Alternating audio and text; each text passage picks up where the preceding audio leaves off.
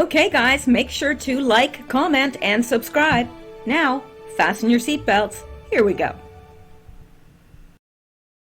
Alright guys, I'm back. It is Monday, July 6th, and we are covering the news here. I've already done one video tonight covering the news, and this is the second video, and I'm just going to pick up from where I left off in the last video because I'm trying to get us caught up with some things that I've collected over the last several days. So let's just go on. I did thank the people that I needed to thank in the last video, so we are free to just jump right in here. All right, well, let's look at the next item on my list here. And Newsom triggered when constituent asks why his business, Plump Jack Winery, received COVID relief loan. That's not the only thing about his winery. When all the others were shut down due to COVID, his was open until he was shamed into shutting it. So, not surprising. I don't think anybody's surprised by that. Now, this is from today. It says, according to records released Monday, Plump Jack Winery, a company founded and partly owned by California Governor Gavin Newsom, received a loan worth $150,000 to $350,000 from the COVID relief loan program dubbed Paycheck Protection Program. The crazed Democrat governor, however, was not too happy when a mere proll asked him about PPP money going to at least one of his businesses. Paycheck Protection Program money. And Newsom's body language and tone of voice says it all. You wouldn't have to ask the people that are running those businesses. It's in a blind trust, period. Full stop, Newsom said. Sounds like the question about COVID relief loans to at least one of Newsom's business struck a nerve. Well, let's listen. Hi, Governor. Thanks for doing this. Some data released today by the federal government shows that at least one business that you own received some loans to stay open during the COVID-19 pandemic. And I'm wondering, I know that before you took office, you placed those companies into a blind trust. I'm wondering if you could address that issue and why those companies, the company that you own, felt the need to receive that loan. You would have to ask the people that are running those businesses. It's in a blind trust, period, full stop. So will in other times. Yeah, he didn't look like he appreciated that question, did he? You can tell he didn't appreciate it one little bit. Okay. It says not only did Newsom's winery receive a forgivable COVID relief loan, it is still open for business after the crazed Democrat imposed a second lockdown for over 25 counties across California. So, yeah, that is the thing that amazed me, that there's a second lockdown for over 25 counties, but his business is still open. Now, I thought he had shut it back down because he was shamed into it, but apparently not. According to this, it's still open. Newsom last week shut down wineries, indoor dining, movie theaters, museum, and zoos in 19 counties across the state. Los Angeles, Riverside, San Bernardino, Ventura, and Orange County last Wednesday were ordered to close indoor operations at restaurants, wineries, tasting rooms, zoos, and museums. Newsom forced 6 additional counties to close down their businesses on Monday. And here from Gavin Newsom, and of course he's virtue signaling by wearing his mask. New COVID-19 cases continue to spread at alarming rates in some California counties. California is now asking Colusa, Madera, Marin, Merced, Monterey, and San Diego to close indoor operations for restaurants, wineries, movie theaters, zoos, museums, card rooms. Bars must close all operations. However, Newsom's winery, Plum Jack Winery, was open for the 4th of July weekend and continues to book tastings as the governor shuts down his competition. These people, I don't even know a word to describe these people. I mean, it just defies all sense of decency. How can, these people that own these businesses really they've been shut down for so long. How do they expect these businesses to make do? And yet he can't even set an example by shutting down his own business? Are you kidding me? Well, I feel sorry for those in California. I really do, because there are good, decent people. So many people make fun of California and say, they get what they deserve. And, you talk about an earthquake possibly hitting the West Coast and people go, oh, good, wipe them all out. There are good, decent people in California. They're not all crazy like Newsom. And I know, because there are listeners to this broadcast that are from California. They're good people. They're patriots. They love America. So we can't lump all the Californians in together, because they don't deserve to be lumped together. I feel heartsick sorry for some of these people, because, it's not so easy, and how much the housing and everything is there, to be able to, sell, if that's where your work and everything is located, it's sometimes not easy to just pick up and move. And I know that from experience, because I tried to get out. I wanted out of Baton Rouge so badly. I've never wanted out of somewhere that I've lived ever so bad in my life. And it was hard because, it costs money to move, a lot of money to move. And if you don't have it, it's not that easy to just pick up. And I know, because I picked up from Canada, moved to the States. I moved, to different states. I moved first to South Carolina, then to the mountains in North Carolina, then down to Statesville, then to Louisiana in Baton Rouge. And I'm telling you, I wanted out of Baton Rouge. And it wasn't because of the people at all. It was, it's a long story. But anyway, it's just not so easy to pick up and move. And I think those of you that some of you know that quite well. And I remember my brother would say to me, he'd call me when he was alive, and he'd say, well, why can't you just leave? And I said, it costs money to pay someone to move you. I've got a spinal injury. I can't, even to just hire people to pack a truck for you costs money. And then you've got to have first and last for wherever you move, or, whatever. And it's just not that easy. It's not. So anyway, all right. Well, let's go back now, because there's plenty more where that came from. And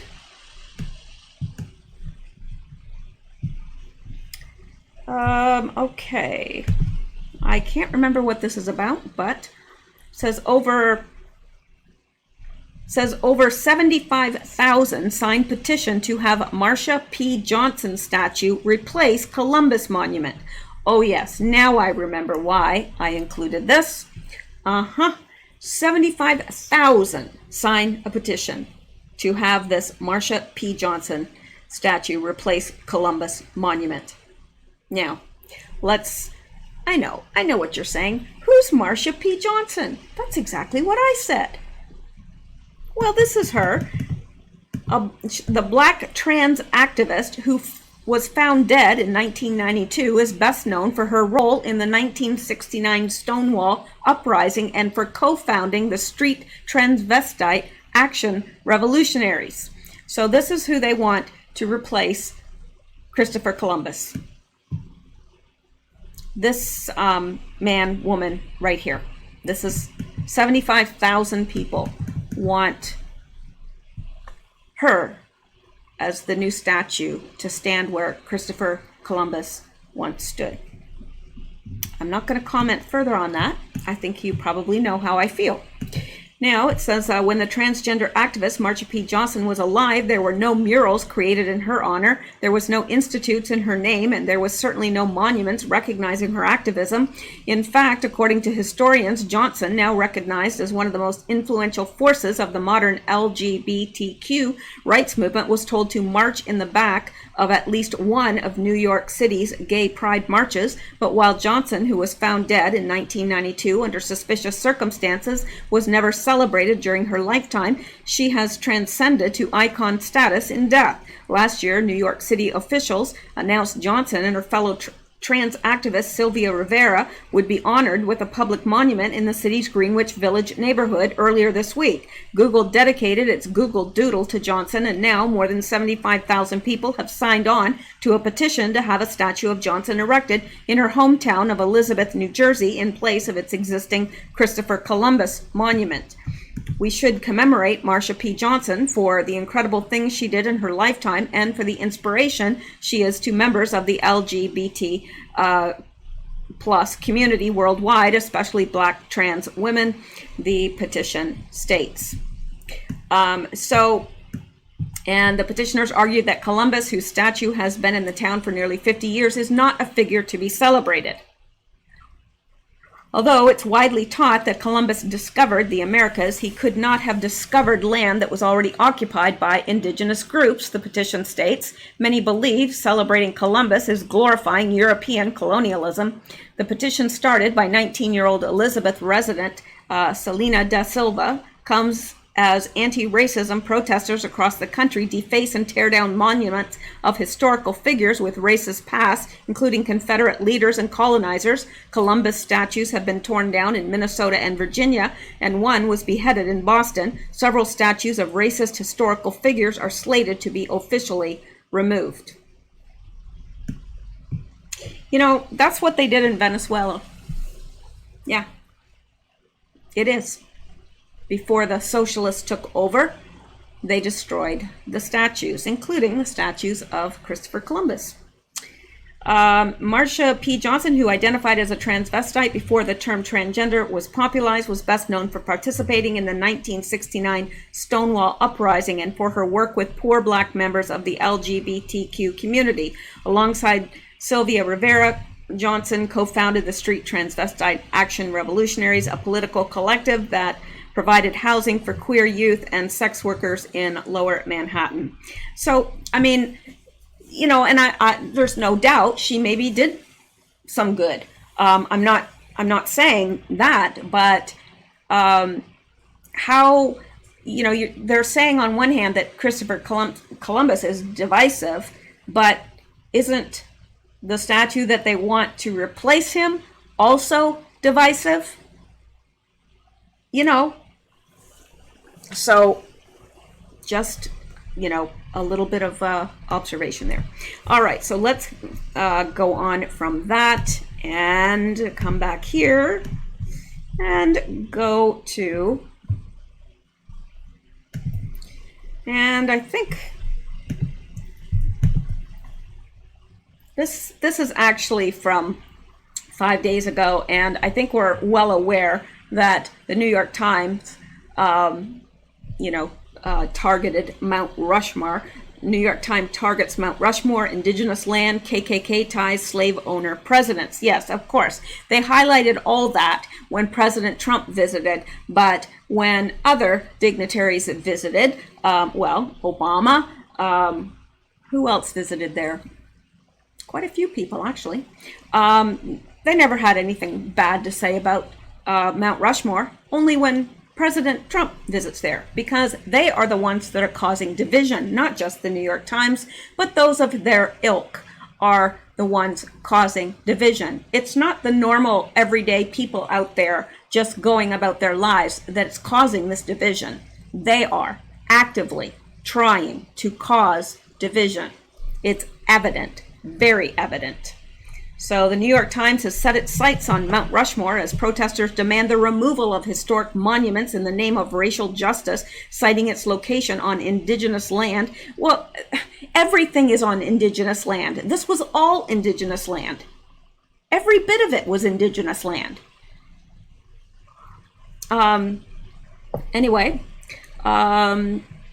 Its location on indigenous land, the sculptor's purported ties to white supremacy, and two of its subjects' slave ownership. Mount Rushmore was built on land that belonged to the Lakota tribe and sculpted by a man who had strong bonds with the Ku Klux Klan. It features the faces of two U.S. presidents who were slaveholders, the New York Times wrote, linking to a news article detailing complaints against American Landmark, Well, yeah, but they never had anything to say about it in the past, only when President Trump visits it. And I have been to Mount Rushmore. I think that it's awe-inspiring, and that's how I feel. Mount Rushmore was built on land that belonged to the Lakota tribe and sculpted by a man who had strong bonds with the Ku Klux Klan. It features the faces of 2 U.S. presidents that were slaveholders, yada, yada, yada. And it says the Times piece lists 3 broad grievances with Mount Rushmore, beginning with the sculptor. Okay, hang on here. Beginning with the sculptor, Gutzon Borglum, who was previously involved in an enormous bas-relief at Stone Mountain in Georgia that memorialized Confederate leaders. It was eventually completed without him, but Mr. Borglum formed strong bonds with leaders of the Ku Klux Klan and participated in the meetings in part to secure funding for the Stone Mountain project, the Times wrote, adding that Borglum also espoused white supremacist and anti-Semitic ideas, according to excerpts from his letter included in Great White Fathers, a book by the writer John Taliaferro about the history of Mount Rushmore. It is not just the sculptor critics take issue with, but the faces featured in the landmark located in South Dakota's Black Hills. Their grievances even extend to Abraham Lincoln, signer of the Emancipation Proclamation. Well, you know something, really? These people are going to find something wrong with everyone. Like, okay, here's an example. It's hot. It is so hot up here. And I know that through parts of America, it is extremely hot right now. Okay, well, let's just, for example, let's consider that perhaps the inventor, and I don't know this, I'm just pulling this out of my hinder parts, but let's say the inventor of the air conditioner was a white supremacist or a KKK member. Would you go without air conditioning because of it? Would you?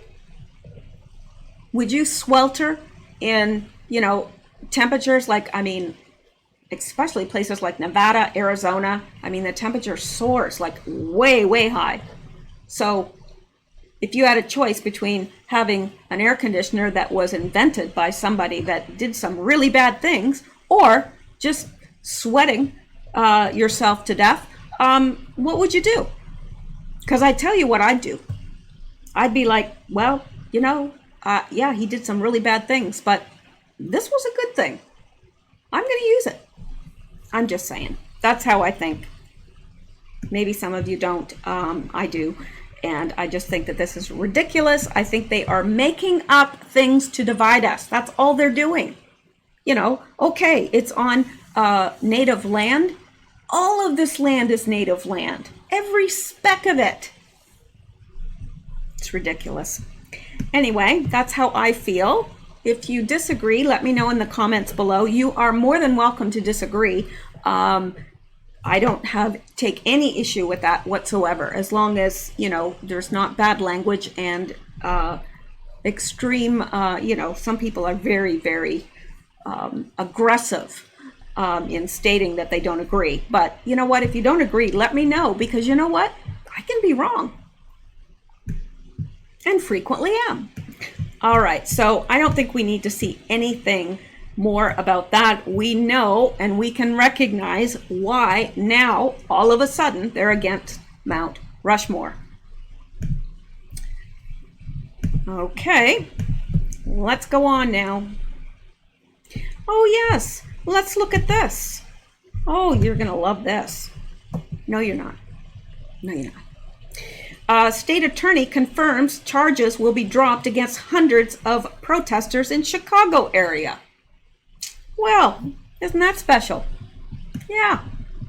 Hundreds of protesters in the Chicago area will have charges against them dropped in the wake of national unrest that was sparked following the May 25th death of George Floyd in Minneapolis. Cook County State Attorney Kim Foxx said while violent offenders, which include some looters, will be prosecuted, up to 817 protesters who had minor charges against them will be off the hook. Those 817 represent non-violent offenses, offenses that in some cases would be considered ordinance violations outside of the statute, Fox said. Also, they don't involve crimes of violence or allegations involving a victim. About 200 offenders will continue to face charges relating to looting, with which Fox plans to prosecute. Okay, well, that's good. That's good. And I'm glad that they, made that differentiation between, nonviolent crimes and whatever. I can almost agree with that. Almost, not quite, but. And it says Fox cited a lack of budgetary resources to extend full prosecutions of minor incidents. According to Chicago's Fox 32, she cited the same reasoning after she made the decision not to prosecute shoplifters caught with less than $1,000 worth of stolen merchandise. The decision comes amid Cook County Board President Tony Periwinkle's, Preckwinkle's. That's quite the name, isn't it? Oh, I wonder, how would you feel to be Mrs. Preckwinkle? Priscilla Preckwinkle. Do you imagine? Anyway, I'm sorry, my mind's wandered. Tony Preckwinkle's announcement this week to cut the prosecutor's budget by 10%. Chicago, somebody else needs to get in there and run that city. Anyway, all right. It was Chicago, right? Yeah, Chicago area. That's what I thought. All right. I was out in the heat today. That's my excuse. All right. All right, let's look at this. Rural hospitals allegedly exploited as billing shells in elaborate $1.4 billion pass-through scheme. What is this, you say?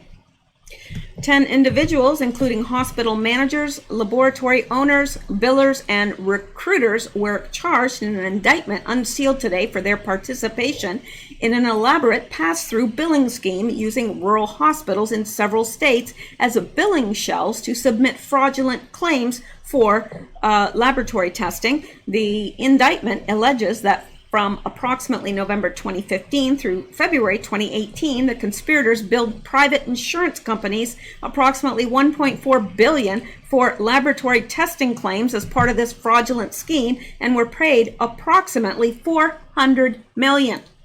George Perez, 60, of Miami-Dade County, Florida; Seth Guterman, 54, Chicago, Illinois; Richard Perez, 57, of Miami-Dade County, Florida; Aaron Dural, 48, and Nisha Zafudo, 44, each of Broward County, Florida; Christine Fletcher, 34, of Atlanta, Georgia; James Porter, 49, of Marion County, Florida; Sean Porter, 52, of Citrus County, Florida; Aaron Alonzo, 44, and Nestor Rojas, 45, each of Miami-Dade County, Florida, were charged in an indictment filed in the Middle District of Florida. All defendants except Sean Porter were charged with one count of conspiracy to commit healthcare fraud and wire fraud. In addition, George Perez, Guterman, Richard Perez, and Dural were each charged with 5 counts of substantive healthcare fraud. Dural and Zafudo were charged with 2 counts of conspiracy to commit money laundering. George Perez, Guterman, okay, well, whatever. They were all charged with stuff. I'd make a terrible mainstream newscaster, wouldn't I? I'd be like, yeah. Anyway, this was allegedly a massive multi-state scheme to use small rural hospitals as a hub for millions of dollars in fraudulent billings of private insurers, said Assistant Attorney General Brian A. Ben-Klowski of Justice Department Criminal Division. The charges announced today make clear that the department is committed to dismantling fraud schemes that target our healthcare system, however complex or elaborate. That's good. That's good to know. Trust and integrity undergird the confidence and reliability in our healthcare system, said U.S. Attorney Maria Chapa Lopez for the Middle District of Florida. Fraudulent and deceptive business practice undermine those values and erode public's trust in the system. We will continue to pursue those who set these tenets aside and compromise the care, safety, and our citizens for profit. Unbelievable, isn't it? Oh, And just in case this might interest any of you, the rural hospitals involved in this case are Campbellton Graceville Hospital, a 25-bed rural hospital located in Graceville, Florida, Regional General Hospital of Williston, a 40-bed facility located in Williston, Florida, Chastity Regional Hospital, a 49-bed rural hospital located in I'm not even sure how to pronounce that, but it's in Georgia, and Putnam County Memorial Hospital, a 25-bed rural hospital located in Unionville, Missouri. Unbelievable, isn't it? And you wonder why healthcare costs are so high. That could be one of the reasons. All right, let's go back. There's more. There's always more. And let's look at this. I'm still not going to get through all this news. Arkansas lawmaker wants to strip Clinton's name from airport. Now, I'm not going to read all this, but boy, oh boy, do I ever think it's a good idea. Little Rock, Arkansas, the largest and busiest airport in Arkansas, would no longer be named after the only president and first lady from the state if a bill introduced in the legislature on Thursday succeeds, and I pray it does. The legislation would prohibit public buildings or civil works from being named for anyone living or who served in public office in the 10 years prior to the structure's completion. Well, you know what? I'm okay with that. And, you know, I guess I'm okay with it because I don't think that they should have an airport named in their honor, because I'm sure that most, what are Arkansas people called? Arkansasians? I don't know. I don't know. I'm not sure what they're called, but whatever they're called, I'm sure they're not real thrilled about the reputation that the Clintons have. So it says, you have a president who was impeached for having an affair with an intern in the Oval Office and then disbarred, said State Senator Jason Rappert, the bill's author and one of Arkansas's legislators' most outspoken conservatives. President Clinton was impeached in 1998 by the U.S. House of Representatives, which accused him of obstructing justice by lying under oath about a sexual relationship with a White House intern, Monica Lewinsky. Clinton was acquitted in a Senate trial the following year. Hillary Clinton served as attorney to the city's airport commission during her husband's tenure as governor of Arkansas. At the conclusion of her husband's presidency, she won a Senate seat in New York that should have gone to JFK Jr. She was appointed Secretary of State by President Barack Obama, who defeated her for the 2008 Democratic presidential nomination. Clinton won the nomination last year, but was defeated by President Donald Trump. Woohoo! Rappert, whose Senate district does not include Little Rock, said he introduced the legislation after several Arkansans? Is that what they're called? Across the state had expressed to him their discomfort with naming its largest airport after the controversial Clintons. Can you blame them? Anyway, that's enough of that. I don't think anything should be named after them, especially after what she did. Really. I mean, he's bad enough. They're both involved in it. They're two peas in a pod.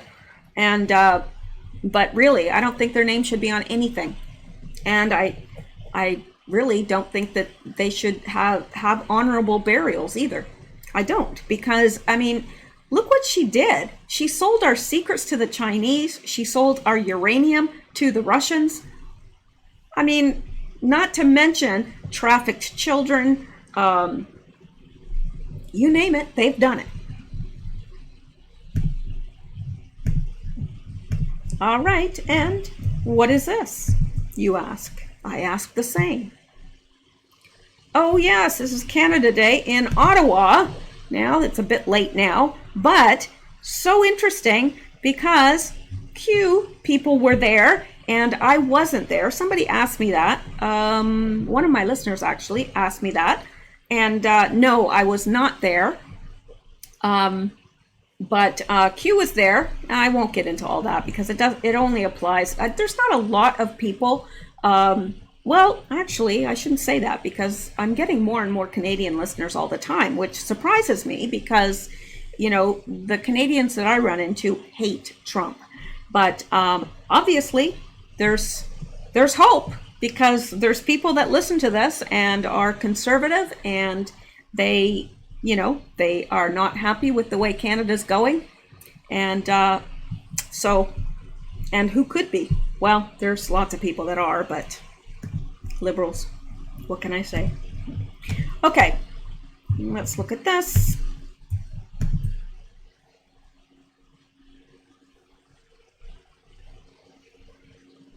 Oh, yes, we looked at this, I believe.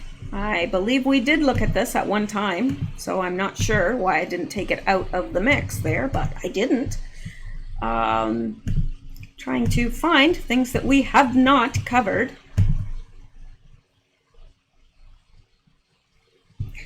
Oh, yes.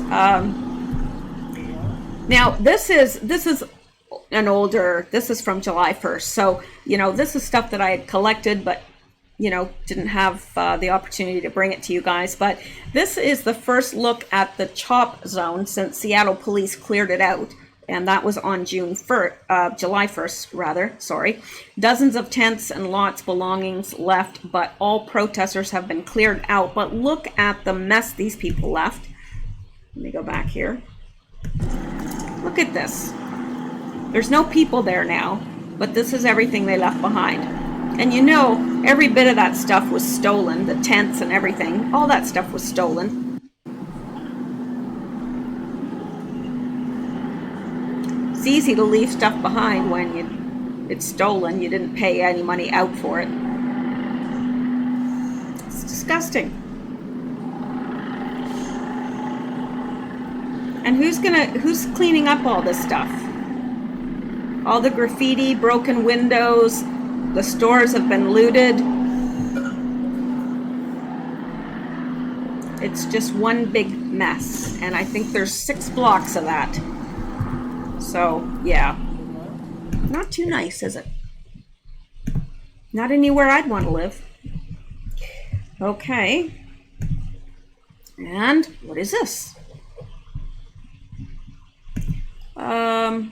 Oh yes, the New York Police Department leaves City Hall in New York City, leaving it to Antifa and Black Lives Matter at the new Chaz.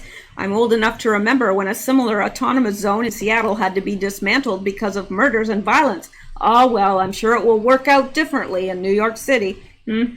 Yeah, sure it will. Well, some of this is just getting to be really old news now, even though I've got lots and lots of it. It's old. So, not thinking that you're going to want to listen to old news, but let me just try a couple more things here, just in case I find something really interesting that I didn't get to you guys, and you haven't heard yet. Oh, yeah. Oh, I know. I shouldn't play her right at this time of night. I know. But I'm gonna, okay? Because this is just too good to pass up. Pelosi says the police reform bill has to be worthy of George Kirby's name. Who the heck is George Kirby? And this person says, I think I found the perfect VP for Biden. Oh man, could you imagine those two together? Oh my gosh, the debates would be priceless. I mean, I'd pay for that. No, really I would. Okay, now let's listen. Got to make it bigger for my tiny phone people. I'm proud before the Judiciary Committee that before he testified, he said to me, Madam Speaker, do you think that I can... You know what? I think I tried to play this before and it's too low, but I don't think you can hear that. But basically what she does is she calls George Floyd George Kirby. Yeah, George Kirby. The police reform bill has to be worthy of George Kirby's name, whoever that is. So I'm becoming more and more convinced that the news I have from here down is older news. Yeah, this is getting really old. And oh yes, I wanted to show you guys this. This came from Costco, and this is the warning label that's on the masks. This product is an ear loop mask. This product is not a respirator. Really? I thought it was. This product is not a safety pin. This product is not a planter. This product is not a bar of soap. Anyway, this product is an ear loop mask, and it's not a respirator, so don't get them mixed up. And will not provide any protection against COVID-19. What? Or other viruses or contaminants. Then why the heck wear it? It's not protecting you from contaminants, viruses, or COVID. So what's it for? It's not even a very good mouth condom. You know, I mean, it doesn't protect you from anything. User is solely responsible for the selection of appropriate personal protective equipment for the setting and application. Change immediately if contaminated.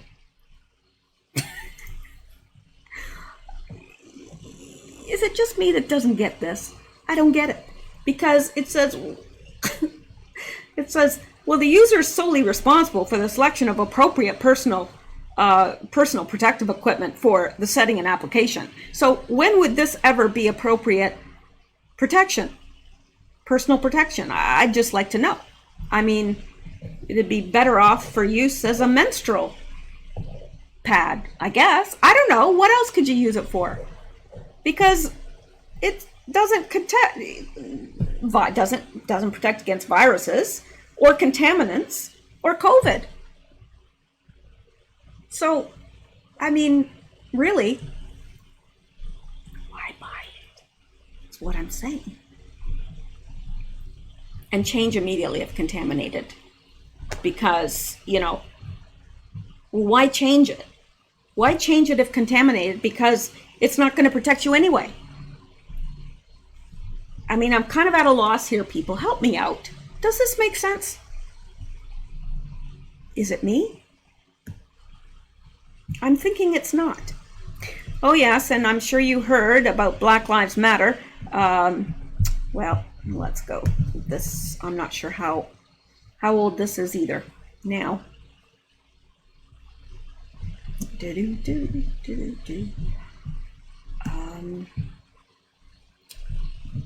Oh, it's ridiculous the amount of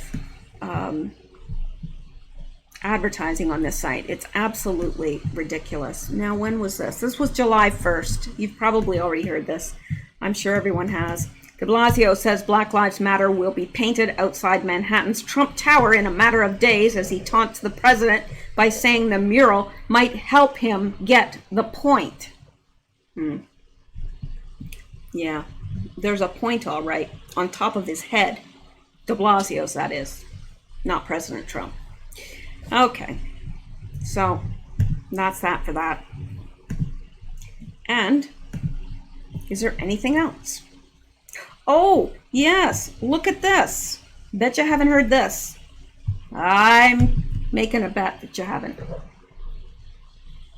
Virginia Democrats draft proposal to downgrade assault on police to misdemeanor. Gee, I wonder why that is. Can't imagine. Yeah, that's what they want to do. Virginia Democrats are proposing a long list of criminal justice reforms in response to the recent death of George Floyd, Breonna Taylor, and others. But while some of them, such as banning chokeholds, are aimed at protecting citizens, at least one measure could reduce protection for officers. According to a document shared by multiple local reporters and retweeted by the Virginia State Democrats, the proposals include downgrading the charge of assault on a police officer from a felony to a misdemeanor. Well, isn't that special?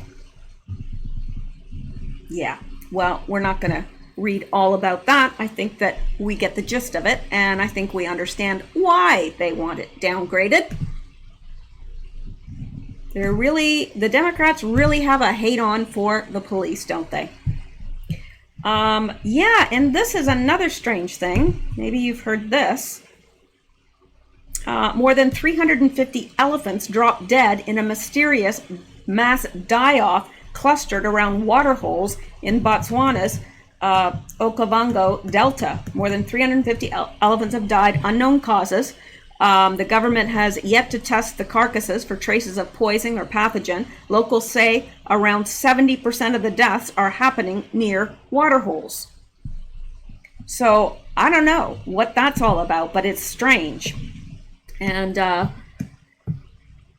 says the first unusual deaths were reported in May when 169 elephants died in a short period at the Okavango Delta, a marshy and lush wildlife habitat. Now, you know how massive elephants are. 169 elephants? Wow. What are you going to do with those huge, massive carcasses rotting in the sun? Maybe the other animals, but I don't know if they're infected. Maybe the other animals wouldn't even, like, it's awful. I love elephants. They're such gentle giants. Oh, it's awful. Anyway, so they don't know. I guess there are beasts here trying to feed on the carcasses, but are they gonna die? Says scientists have urged the government to test the animals to ensure they do not pose a risk to human life, as human to animal pathogen transmission is at the forefront of the world's mind. So it says Botswana government has not tested the animals' bodies for traces of poisons or pathogens. However, anthrax has been ruled out. Cyanide poisoning has previously been used by poachers in Zimbabwe. Sickening. I don't know how anybody could kill such beautiful creatures. I mean, just absolutely stunning. I love elephants. Oh, I can't look at it anymore. Okay, well, another strange occurrence that we can chalk up to, I believe, being in the end times. All right, now,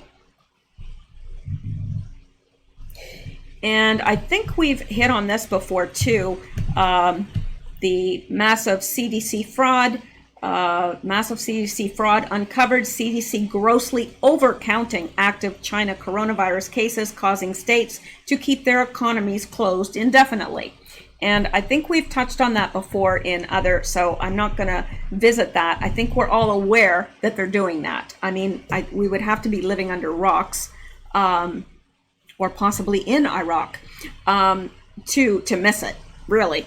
I mean, I just don't know how you could miss something like that.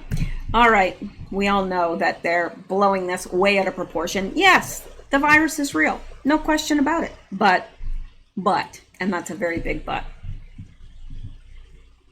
Okay. And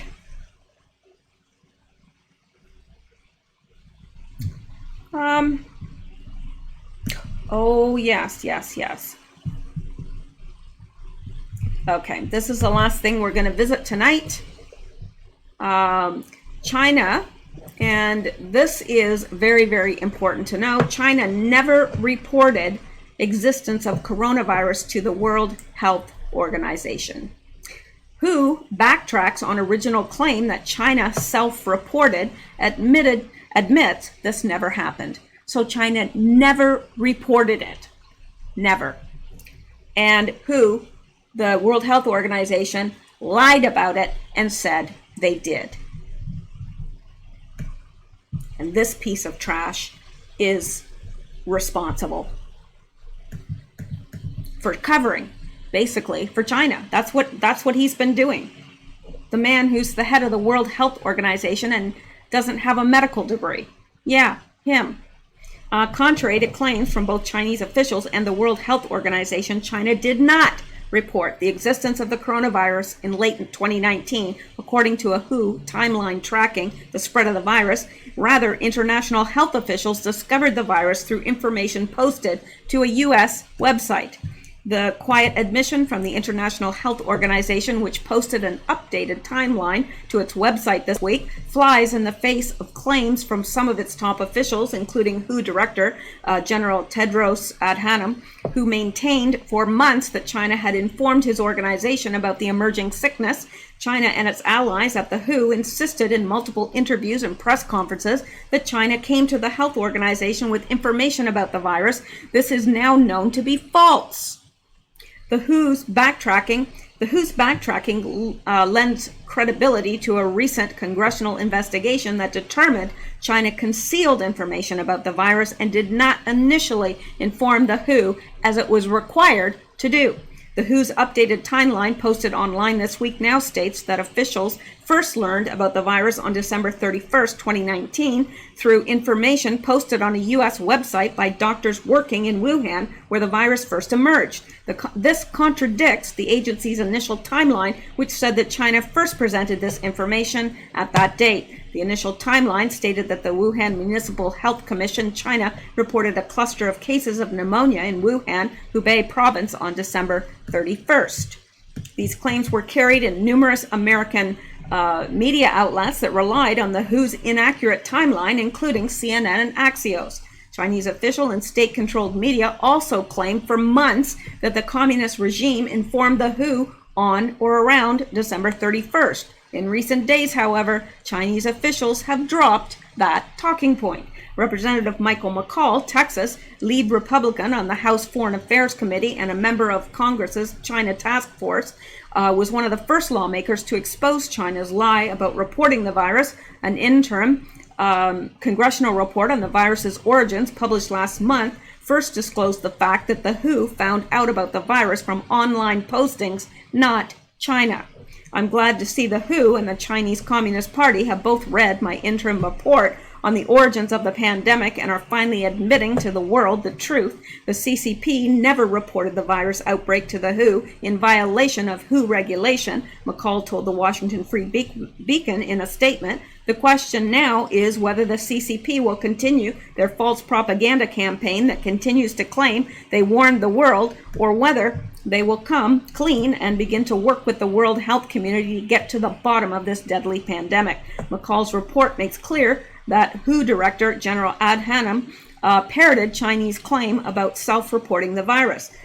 Director General Tedros actively engaged in an effort to defend the CCP's leadership from criticism, negatively impacting the world's understanding of the virus and hampering the global response effort, the report concluded. The WHO's initial timeline leaves out the fact that the WHO China country office was informed by the WHO headquarters in Geneva, not PRC health authorities, according to McCall's findings, which are now verified by the WHO's revised timeline. While initial reports of the virus did in fact originate in Wuhan, WHO officials in its headquarters found the information on an American early warning site. Director General Tedros' comments seem to suggest that Wuhan or the PRC informed the WHO of the outbreak, which is untrue according to the congressional report. Now, should we say that we're surprised? No. Because the WHO and China, they're like this. Probably won't be the first virus that comes from China either, because now we have the fear of this new pig flu.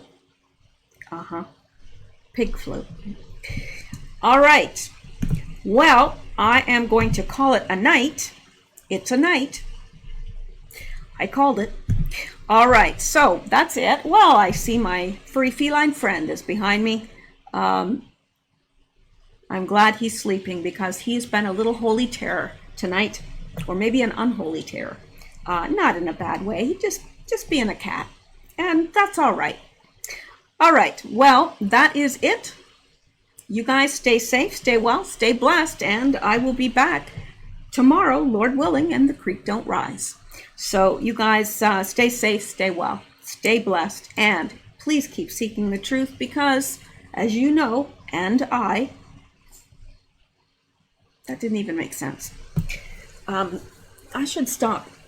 I think I should stop making videos this late at night. What do you think? I think I should move it back. I keep saying that, but it never works. All right. Good night, guys.